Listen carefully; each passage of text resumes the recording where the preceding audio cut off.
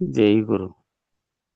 గురు గురు బ్రహ్మ గురు విష్ణు గురుదేవో మహేశ్వర గురు సాక్షాత్ పరబ్రహ్మ తస్మై శ్రీ గురవే నమః. ఓం నమో బ్రహ్మాదిభ్యో బ్రహ్మ విద్యా సంప్రదాయ కర్తృభ్యో వంశ ఋషిభ్యో మహద్భ్యో నమో గురుభ్యః. సర్వోపప్లవరహిత ప్రజ్ఞాన ఘన ప్రత్యగర్ధో బ్రహ్మైవాహమస్మి అహం పదార్థరహితః. గురవే సర్వలోకానాం విషజే భవరోగిణాం నిదయే సర్వవిద్యానాం శ్రీ దక్షిణామూర్తయే నమః. బృహద్వాసిష్ట సిద్ధాంతం పూర్ణబోధోపదేశికాం వెంకటేశ్వర యోగేంద్రం సద్గురుభ్యో నమో నమః. ఆత్మానాత్మమతీతమనిశం కేవలాత్మోపదేశికాం వేముల రామయార్య యోగేంద్రం సద్గురుభ్యో నమో నమః. క్షరాక్షరమతీతంచ అచల పూర్ణోపదేశికాం శ్రీ పూర్ణానంద పుల్లయార్య సద్గురుభ్యో నమో నమః. ద్వయాత్మరహిత సిద్ధాంతం పరమపురుష ప్రబోధకాం శ్రీ వివేకానంద సుబ్బయార్య సద్గురుభ్యో నమో నమః. అస్మద్గురు సమారంభం కృష్ణ సాందీపమధ్యమాం ఓంకారపీఠ పర్యంతం వందే గురు పరంపరం. జై సద్గురు ప్రభు మహారాజ్ కో జై. గురు పరంపరమకో జై. జై గురు. పరిపూర్ణ బోధ.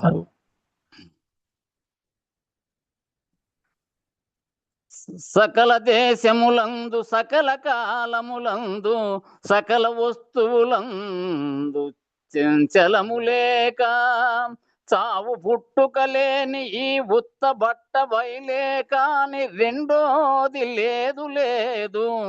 కలలోన గనుగొన్న గజము మేల్కొని చూడ లేశమైనను ఏమి లేని భంగి. భ్రమయుక్తమైన మూలము లేని ఈ గురు తెరిగె శరీరము ఏమి లేదు.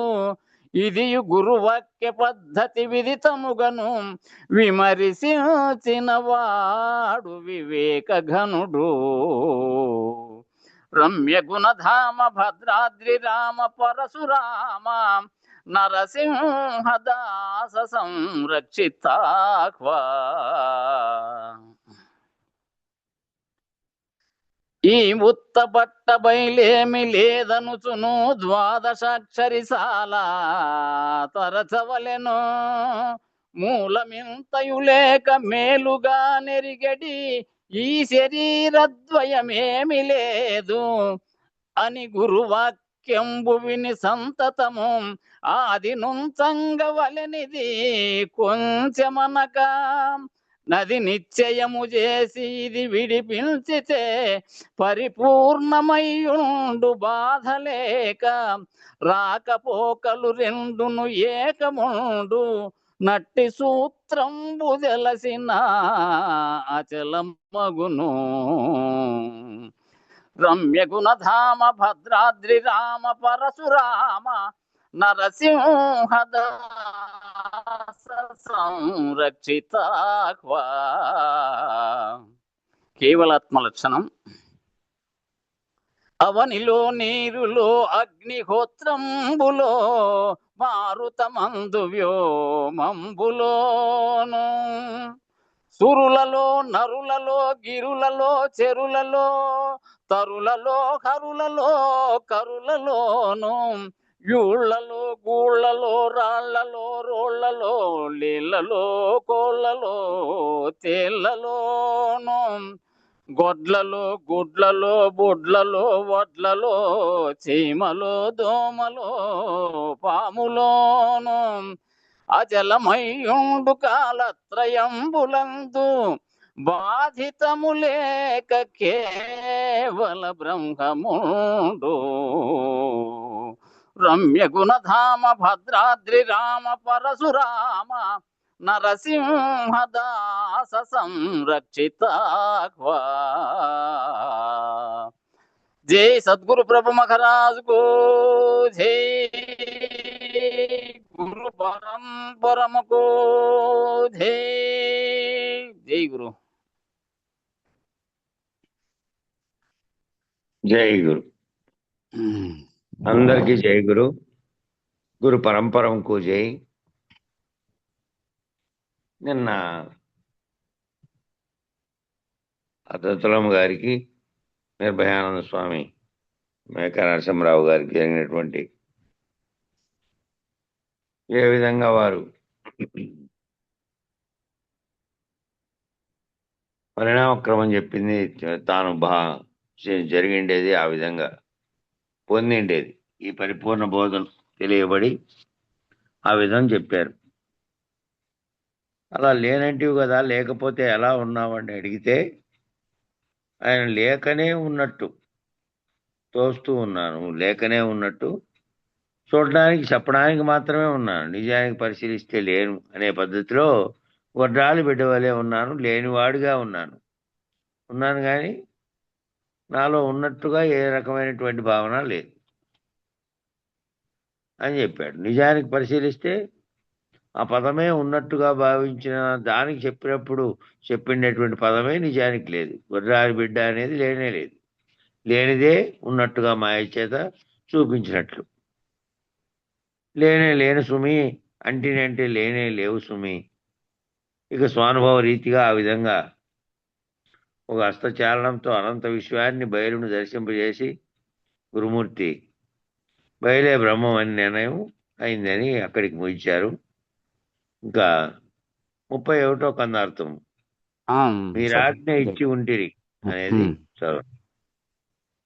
మీరాజ్ఞ ఇచ్చియుంటిరి నేరుపుతో బయలు నెరుక నెరిగించి పైన్ పేరనతు నెరుకనని ఇట్లా రీతి ఎరుక పరచుమయ్యా మృక్కేను అనుమానము జయ్యాకి ఎడను సారే కుమి పాదా జలజాయుగ్మము నా కృత్సారాసామున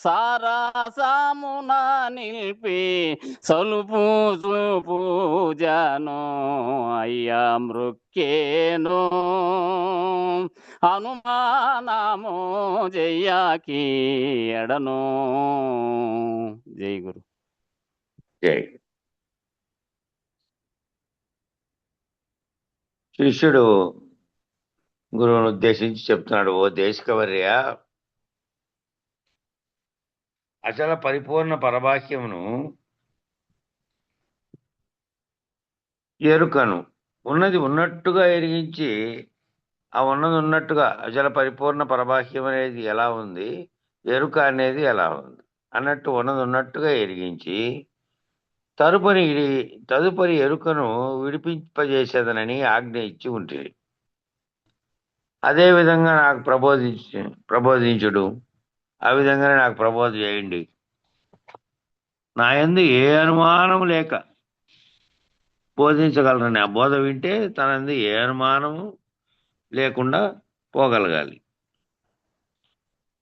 ఎప్పుడు మీ పాదపద్మములకు నా యొక్క హృదయ కమలమంది నిలుపుకొని త్రికరణ శుద్ధిగా పూజించి నమస్కారం గావించేదనని భావం. ఏం చెప్తున్నాడంటే, నా హృదయంలోనే మీ పాదపద్మాలను ప్రతిష్ఠింపజేసుకున్న స్వామి, ఆ పరిపూర్ణ పరబ్రహ్మం అంటే ఏమిటో అది తెలపండి.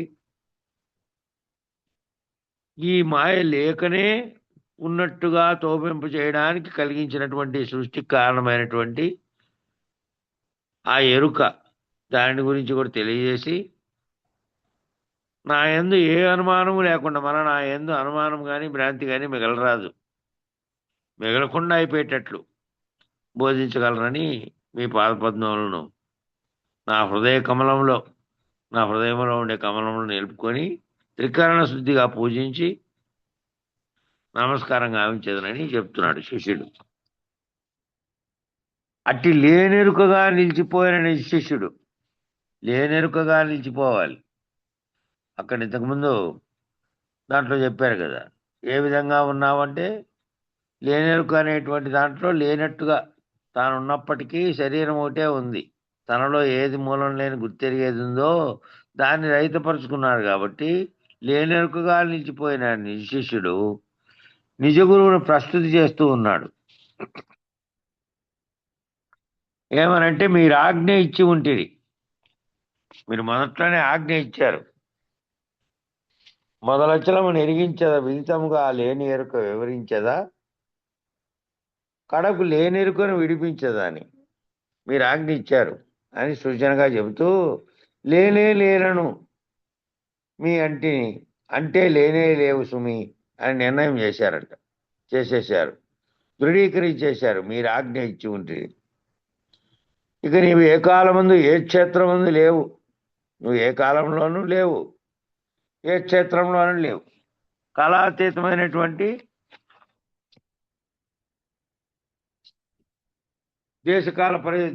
దేశము లేదు, కాలము లేదు, అన్నింటికి అతీతమైనటువంటి స్థితిలోకి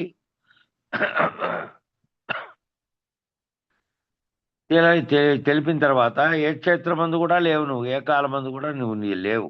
అప్పుడు ఎప్పుడో ఉంటిని, ఇప్పుడు లేను, ముందు ఉంటిని, మళ్ళీ తెలియబడి ఈ విధంగా లేని వాడిని అయ్యాను. అదంతా విచారణలో భాగంగా వచ్చి జరిగినటువంటి పరిణామం. కాబట్టి నువ్వు అంతకుముందు అజ్ఞానం చేత నేనున్నాను అని జగత్తును చూస్తూ అవన్నీ అశాశ్వతమైనవేనని గుర్తించలేకపోవడం వల్ల నీకు తెలియబడలే.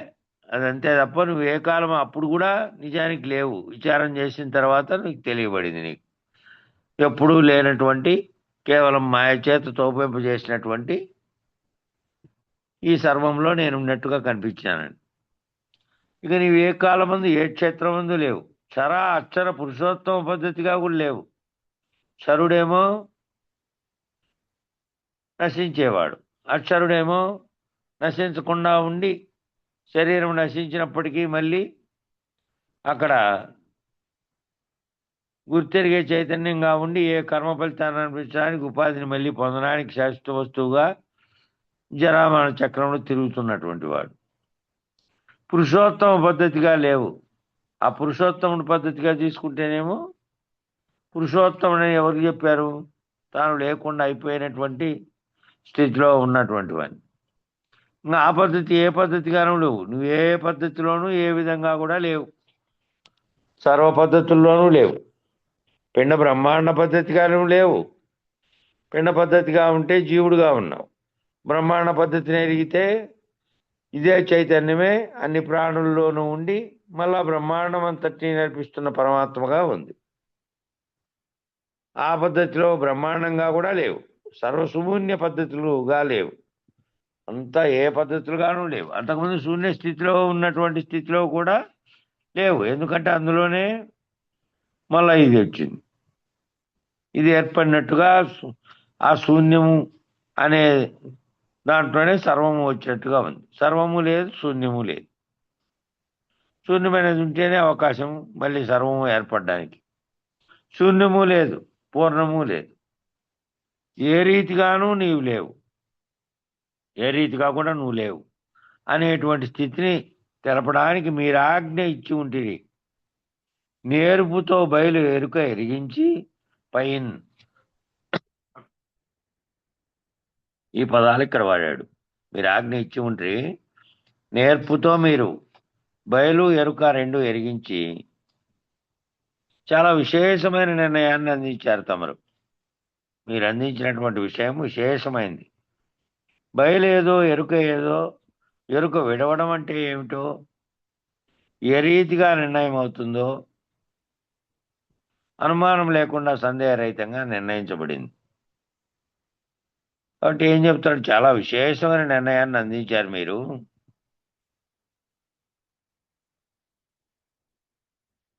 బయలేదో తెలిపారు, నాకు ఎరుకేదో తెలిపారు.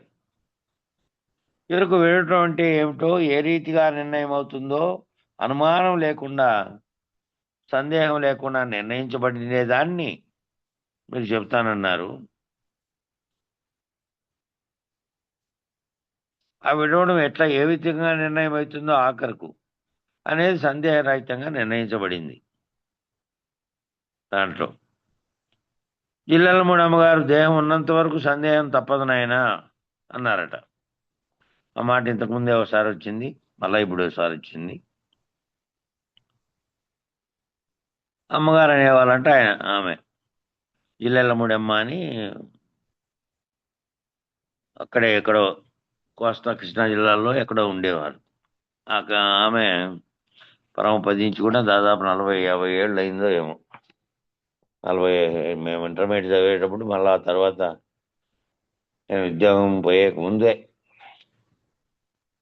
పరమపదించారు. అమ్మగారు అనేవాళ్ళట, దేహం ఉన్నంత వరకు సందేహం అనేది తప్పదు నాయన అని.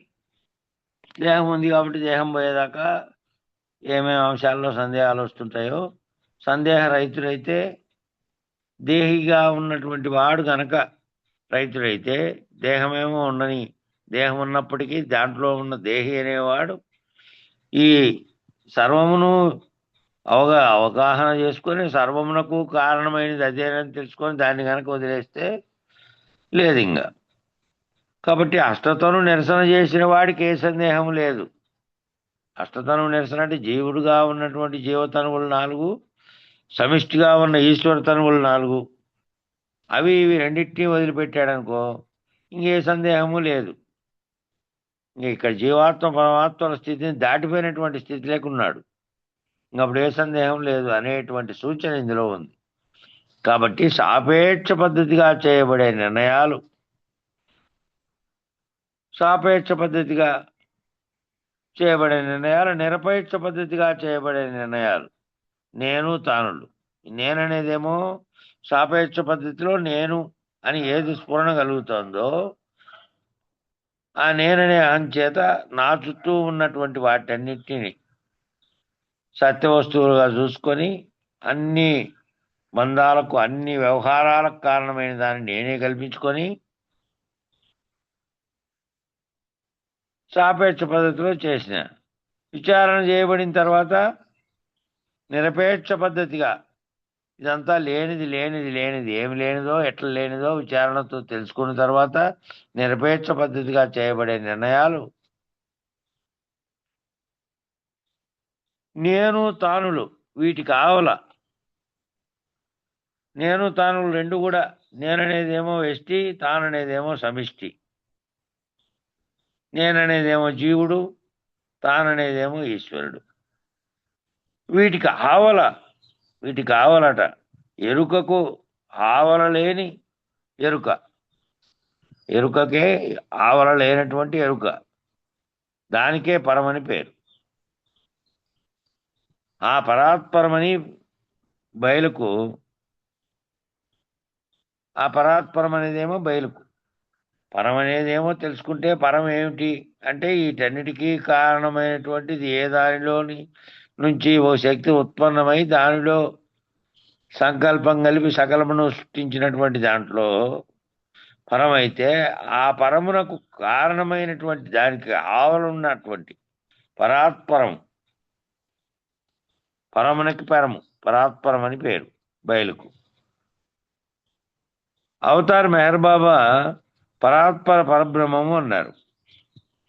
ఆయనేమో ఊరికే పరబ్రహ్మం అనకుండా పరమునకు కారణమైనటువంటి, సృష్టికి కారణమైన బ్రహ్మం దేని శక్తిలో నుంచి తీసుకొని మళ్ళీ సృష్టి చేశాడో, కాబట్టి ఆయనకు ఆ ప్రకాశం ఎక్కడి నుంచి వచ్చింది, సృష్టి చేయడానికి అవసరమైనటువంటి ప్రకాశం బ్రహ్మ కంటే పరబ్రహ్మ ప్రకాశంలోంచి వచ్చింది. కాబట్టి దాని అవతల ఉన్నటువంటి పరాత్పర పరబ్రహ్మం, పరమునకు పరమైనటువంటి పరాత్పర పరబ్రహ్మం అన్నారట ఆయన. ఆ పదం వాడారు.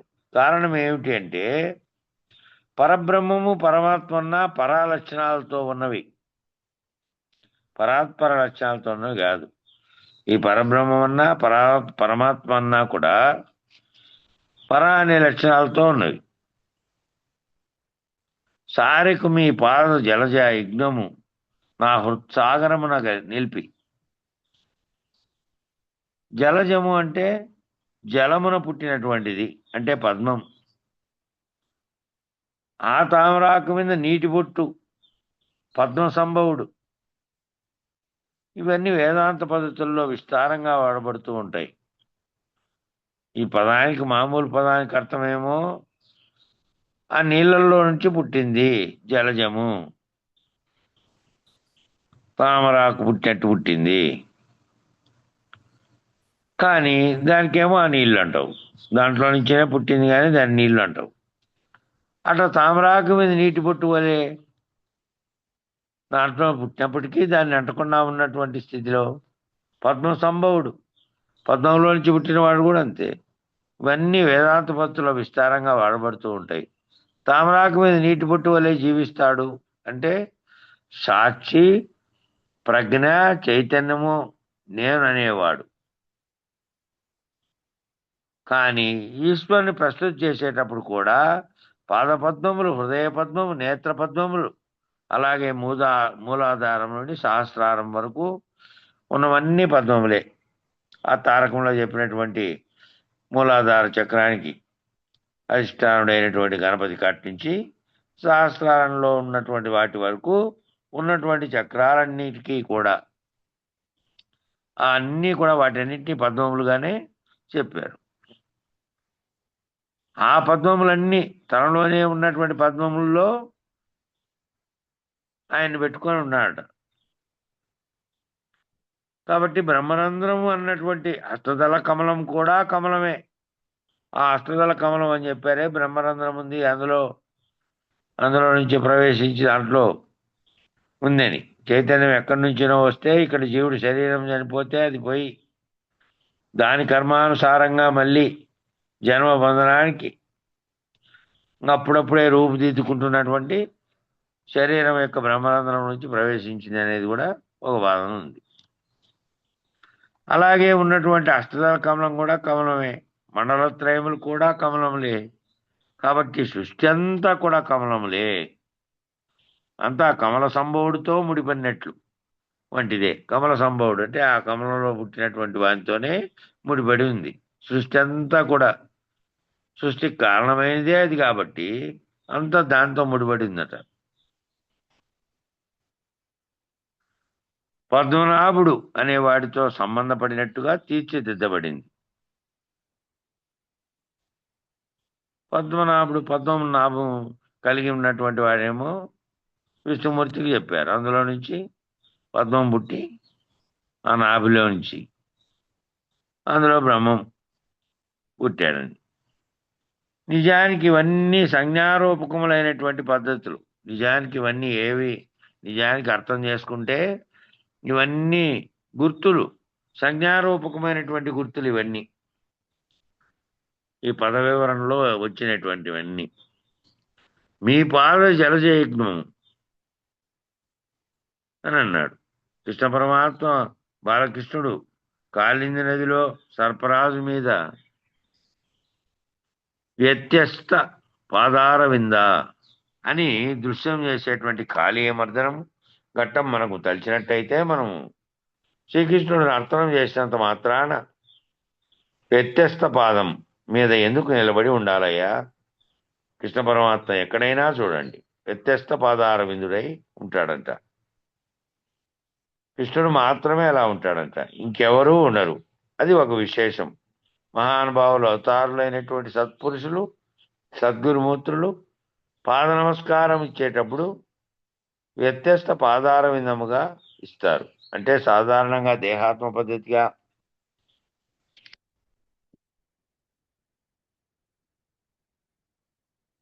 నమస్కారం చేసేవారేమో గురుగారి పాదాలకు యథాతథంగా, అంటే కుడికి ఎడమకు, ఎడమ కుడి చేతులతో స్పృశిస్తూ వెనుక ఉన్న పాదములను మడిచి కుడి ఎడమలుగా నమస్కరిస్తారట.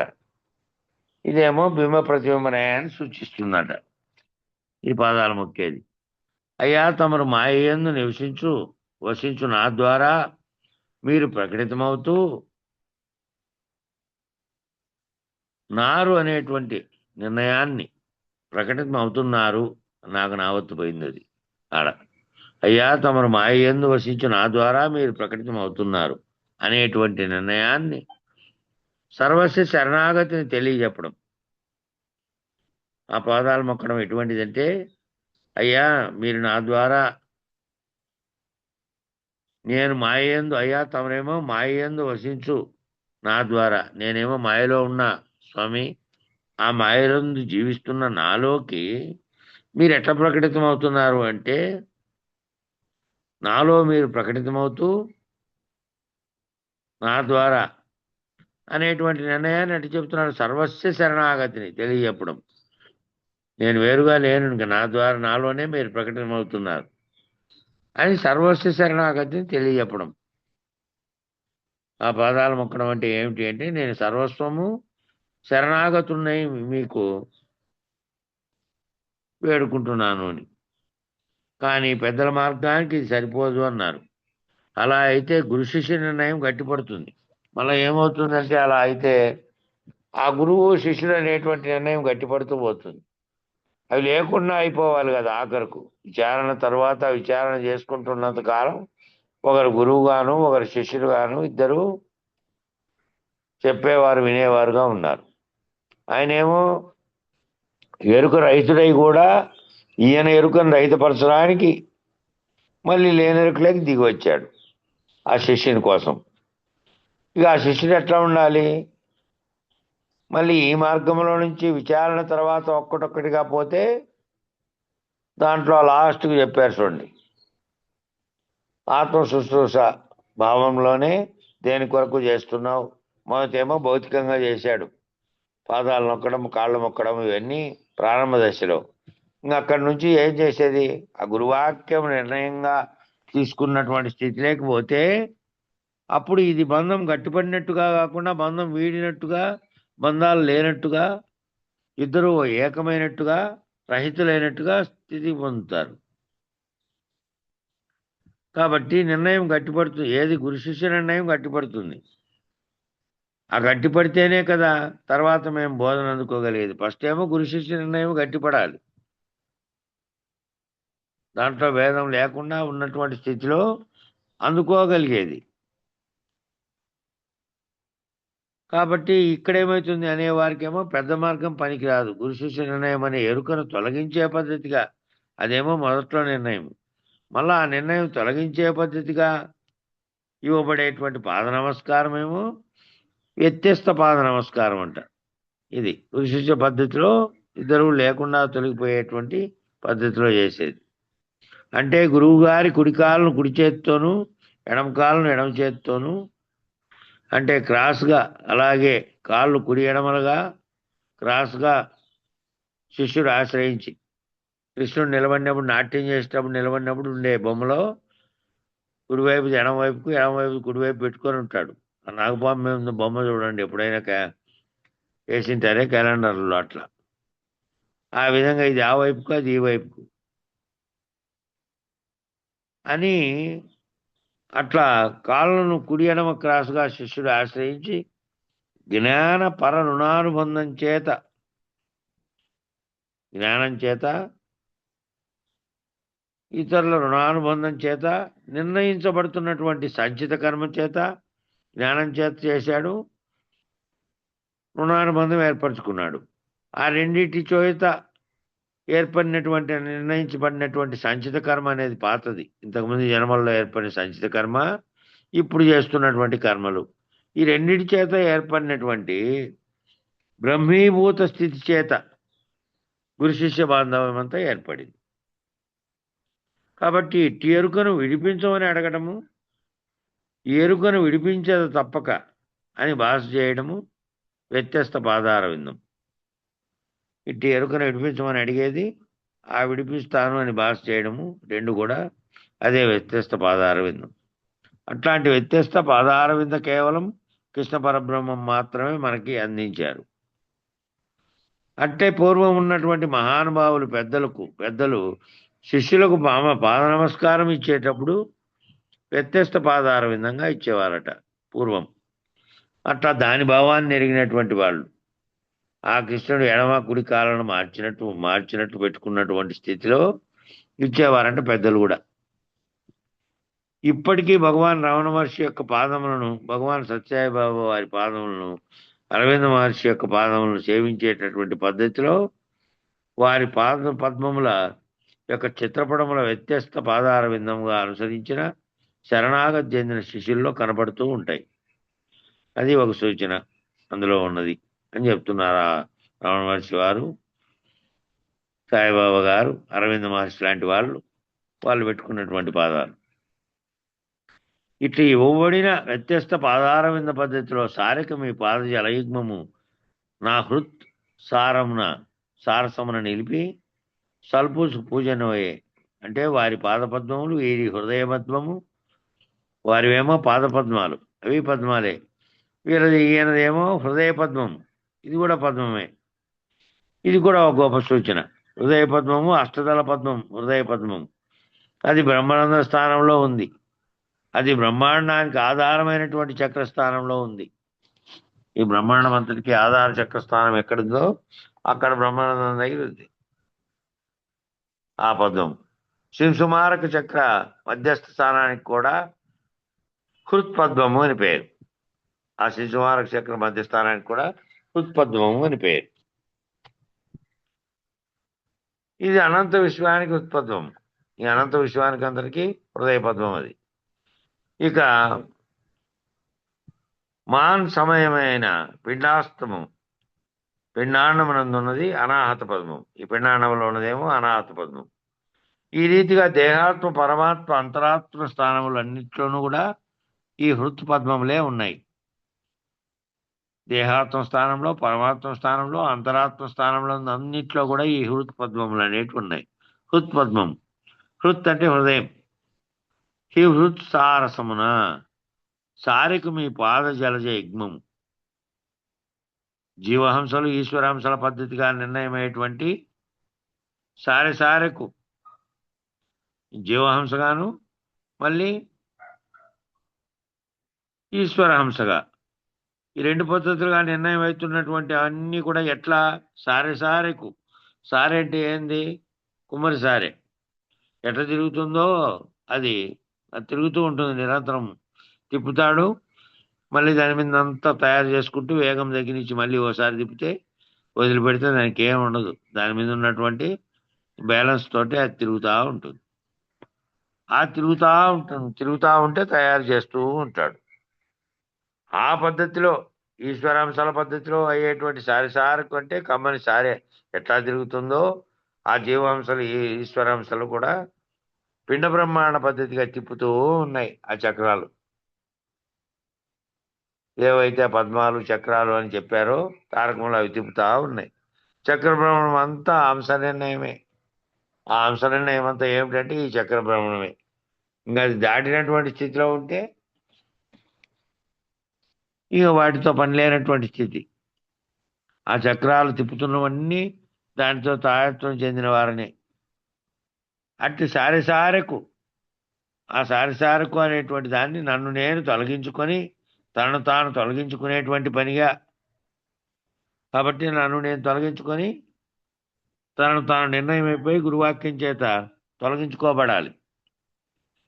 పునఃబ్రహ్మాండ కాల నిర్ణయములేకి వర్తింపజేయని పద్ధతిగా మళ్ళా పునః చెప్తున్నాడు. పునః అంటే మళ్ళీ మళ్ళీ మళ్ళీ బ్రహ్మాండ కాల నిర్ణయములేకి, ఈ బ్రహ్మాండం అనేటువంటి కాల నిర్ణయములేకి మళ్ళా నేను రానట్టుగా కుత్సరస వ్యత్యస్త పాదారవిందమైన జలజైగ్మం, ఆ జలజైగ్మంలో మీ పాదపద్మాలను ఆశ్రయించి మండలత్రయాలను నిరసించి అనంత విశ్వాన్ని కూడా నిరసించి ఎప్పటికీ ఇక క్షీరసాగర మదనం చేయవలసిన అవసరం రానటువంటి పద్ధతిగా, మళ్ళా క్షీరసాగర మదనం చేయాల్సినటువంటి పద్ధతే లేదు.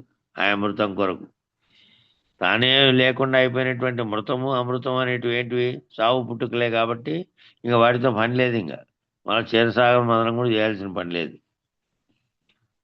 అట్లా రానటువంటి పద్ధతిగా మురుగుచ్చ సందు లేకుండా బయలుగా మొక్కాను.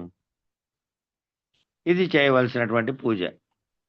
గురువుని చేయాల్సిన పూజ ఈ పద్ధతిలో దీనికి చేయాలి.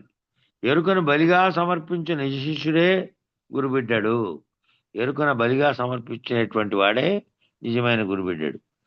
తానన్న ఎరుకను, ఆ నేననేటువంటి ఎరుక ఏమిటి? నేననే అహం అనేటువంటి ఎరుక.